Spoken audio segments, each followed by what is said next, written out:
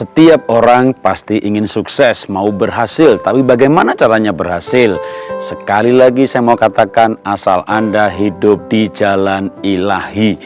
Apa itu jalan ilahi? Jalan-jalan yang dihidupi orang-orang yang menuju keberhasilan. Bahkan sebenarnya keberhasilan dan sukses hanya dampak sampingan ketika orang punya tujuan hidup yang mulia, berjalan di jalan-jalan yang ilahi.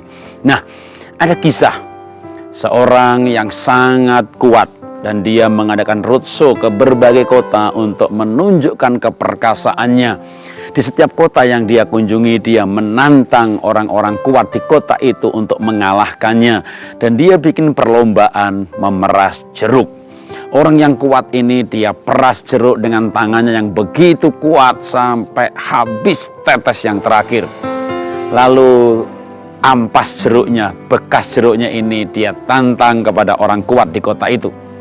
Siapa yang bisa memeras bekasnya dan masih mengeluarkan tetesan, maka dia mendapat $1.000. Juara panco, juara push up, juara binaraga di kota itu naik ke panggung dan memeras, dan tidak ada seorang pun yang mengalahkannya. Karena memang orang ini betul-betul kuat dan dia telah peras habis-habisan.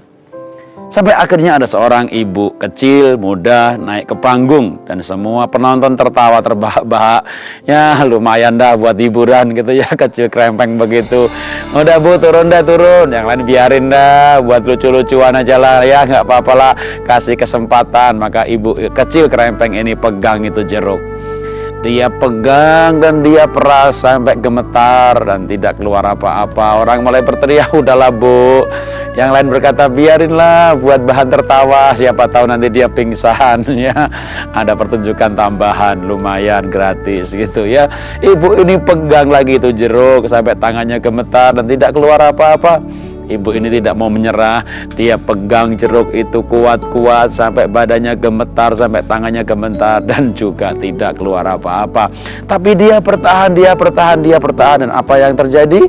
Ya tidak terjadi apa-apa. Namanya kecil krempeng begitu. Tapi ibu ini tidak mau menyerah sampai tidak terjadi apa-apa juga. Namanya juga kecil krempeng begitu. Orang berteriak-teriak, sudahlah bu, tapi ibu ini tetap tidak mau melepaskan jeruk itu. Dia pegang, dia pegang, dia pegang, dia pegang sampai akhirnya tes keluar ya.